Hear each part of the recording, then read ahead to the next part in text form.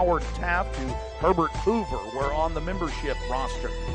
Not to mention, later, famous war general Dwight D. Eisenhower, later to become president.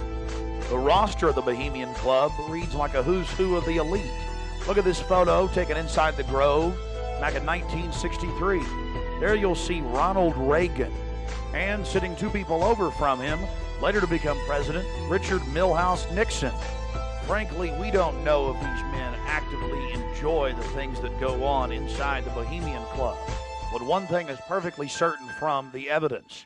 They are forced to go and attend and take part in these activities if they wish to be elevated to the highest levels of the geopolitical power structure.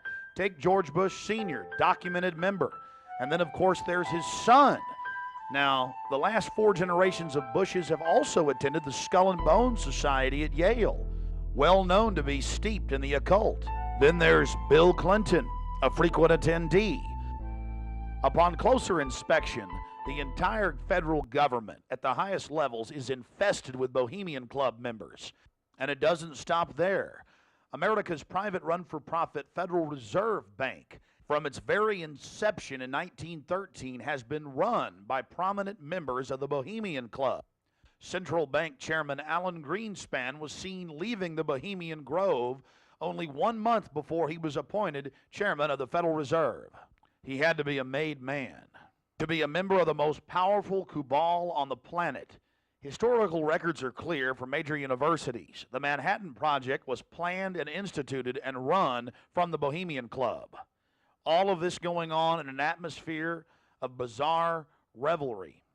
You're looking at an illustration from a November 1989 issue of Spy magazine. Spy goes undercover with Henry Kissinger, Merv Griffin, and William F. Buckley Jr.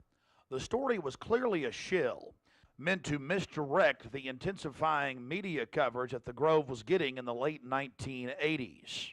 The writer's spin is obvious. They're just masters of the universe, big frat boys blowing off steam. This story was the most accurate and revealing, detailing the so-called mock human sacrifice.